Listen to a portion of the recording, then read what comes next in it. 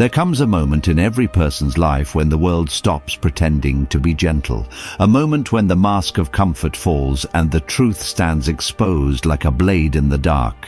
If you're seeing this, it means you've reached that moment. Your old life, the one built on hesitation, emotional chaos, and silent self-betrayal, has already collapsed behind you. What remains is not destruction but clarity, and clarity, as the historian Pierre Hadot wrote, is the beginning of inner transformation.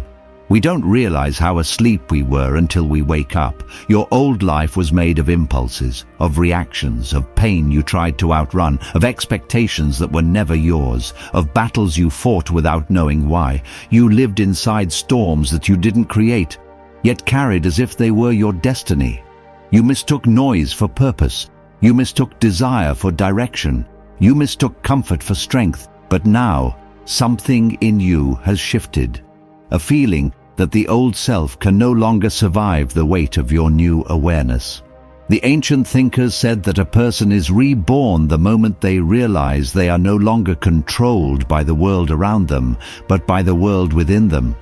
Epictetus warned that a person enslaved to their emotions is more chained than any prisoner. And whether you knew it or not, you were chained. We all were. But today marks the fracture point in your story, the moment the chains crack. Not because the world changed, but because you stopped running from yourself. We stand here together, in the quiet aftermath of everything you thought you were, staring into the emptiness left behind. And we realize something beautiful. The emptiness is not a void. It's a doorway. Your old life was built on instinct. This new life will be built on intention. Your old life reacted. This new life will respond. Your old life feared judgment. This new life fears only the betrayal of the self. When Marcus Aurelius wrote that you have power over your mind, not outside events, he wasn't giving advice. He was offering a warning. You either master your inner world or you suffer under it. Your old life suffered under it. But now, we walk differently. We move with a stillness that doesn't break. We act with a discipline that doesn't tremble. We face our fears not with arrogance, but with a quiet certainty that storms cannot sink a person who has already chosen to be unshakable. The end of your old life is not a loss, it's a return to the person you were always capable of being but never allowed yourself to become. A return to the clarity that comes from refusing to be ruled by emotion. A return to the inner quiet that no external chaos can disturb. This is not a transformation born from motivation. Motivation fades. This is a transformation born from awareness, the most powerful force a person can possess. Your old life is over, not because time passed, not because the world changed, but because you finally saw yourself with honest eyes and you understood the person you were is no longer strong enough for the life you want. Point 2. The death of your former identity. There is a moment in life when we feel a quiet, almost terrifying shift inside us. A moment when the identity we've carried for years begins to decay. And it doesn't happen with noise. It happens in silence, in the empty hours, in the late-night thoughts we try to escape, in the subtle realization that the person we used to be no longer fits the person we are becoming. If you're seeing this, it means you've reached that inner death, a necessary death, the death of an outdated identity. Most people never face this moment. They spend their lives clinging to an old version of themselves because the familiar feels safer than the unknown. But ancient thinkers like Seneca warned that the greatest danger to the human spirit is not failure, it is stagnation. Remaining the same is a slow, invisible kind of destruction. We, however, have stepped into awareness, and awareness always kills the old self. Think of who you used to be. A person shaped by expectations that weren't yours, a person carrying emotional burdens that never belonged to you, a person trapped in patterns formed by fear, not choice. You didn't choose that identity. It was formed by environment, by the people you trusted, by the pain you didn't understand at the time. But now, after everything you've endured, Your mind has hardened, sharpened, matured. You see through illusions that once controlled you. You recognize behaviors in others you once ignored. You understand manipulation, pressure, emotional chaos, and the false promises of comfort.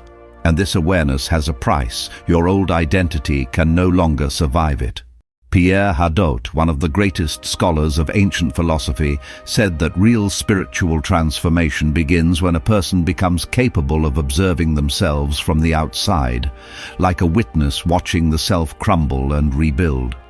This ability, this perspective, is not normal, it is rare, and it is painful, because witnessing your old identity die feels like losing a part of yourself. But in truth, it is liberation. The person you used to be carried too much. They said yes to the wrong people. They tolerated behavior that drained their spirit. They reacted emotionally to situations that deserved calm. They believed their worth depended on what others thought, said, or withheld. A weaker identity, shaped by chaos rather than clarity. But now, something inside you refuses to live like that anymore. You no longer rise to every provocation. You no longer chase validation. You no longer try to convince people to see your value. You no longer let emotions decide the direction of your life. And this shift, this refusal, is the funeral of the old you. Marcus Aurelius wrote that a person becomes unstoppable when they loosen the grasp of their former self, meaning when we stop being loyal to an identity that limits us. This is exactly where you stand now. You're not lost. You're shedding. You're not breaking. You're evolving. You're not empty. You're clearing space for a self built on discipline, purpose, and inner power. The death of your old identity isn't a tragedy. It is an initiation. Because once the old self dies, the world loses the ability to control you. People lose the ability to shake you. Life loses the ability to intimidate you. You become someone who chooses rather than reacts, someone who acts rather than escapes, someone who carries themselves with a quiet force no one can imitate. Your old life has ended because your old identity has ended. And from that ending arises a person forged from clarity, strengthened by silence, and guided by reason rather than chaos. This is the rebirth. This is the awakening. This is the moment your real life begins. Point 3. The life you're leaving was built on fear, not choice. When a chapter of your life ends, it's rarely because the world has changed, it's because you have. A deeper shift has occurred inside you, and nothing from your old life fits the shape of your new mind. But to understand this transformation, you must understand something even deeper. Your old life wasn't built on freedom. It was built on fear. Fear of disappointing people, fear of being alone, fear of speaking up, fear of losing connections that were already draining you, fear of becoming someone others wouldn't recognize, and the Stoics warned us, we suffer more from imagination than from reality. Seneca, what controlled you before wasn't truth, it was imagined consequences. And imagined consequences are chains, silent ones, but chains nonetheless. Your old life was shaped by those chains. Think back to the habits you carried, the choices you made, the relationships you allowed, the situations you stayed in far longer than you should have. Were they truly aligned with your values? Or were they the result of emotional storms controlling the direction of your life? Most of us don't realize we're being governed by fear until the day we finally grow tired of the weight. That's the moment when something inside you whispers, no more. No more bending yourself to fit places where you don't belong. No more staying silent to keep the peace. No more letting people's expectations design your identity. No more letting emotions drag you into battles that sabotage your peace. Epictetus taught that freedom begins the moment we stop giving power to anything outside our control. Your old life, your entire old identity, was built from doing the opposite. You gave power away. You let emotions dictate your actions. You let the wrong people influence your direction. You let the fear of discomfort choose your path. But now something has shifted. The fears that once ruled you no longer have authority. The emotional storms that once pulled you off your center now feel like distractions. The opinions that once shaped you now appear small, temporary, and powerless. It's not that life has gotten easier, it's that your mind has stopped surrendering. This is why your old life cannot follow you into this new chapter. It was built on foundations that your new self refuses to stand on. You are beginning to see the truth behind the calm, cold wisdom of the ancient philosophers. A person who cannot master themselves becomes a slave to everything outside themselves. And you have grown tired of slavery. Your solitude now feels cleaner. Your silence feels sharper. Your thoughts feel heavier, but also purer. You are no longer moved by the same impulses. You are no longer shaken by the same chaos. You are no longer attracted to the same illusions that once seemed so important. This is not an accident. It is the natural consequence of outgrowing fear. You are walking away from an old life because that life was built on a version of you that didn't know its own strength.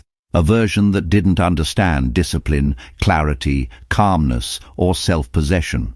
A version that lived in reaction instead of intention, but now you see through the game. You've learned that not all storms need a response. Not every opinion deserves attention. Not every connection deserves repair. Not every emotion deserves obedience. This realization kills the old life automatically. The moment you begin to act from reason instead of fear, the entire world you once lived in begins to fall apart because it was never built for your strongest self.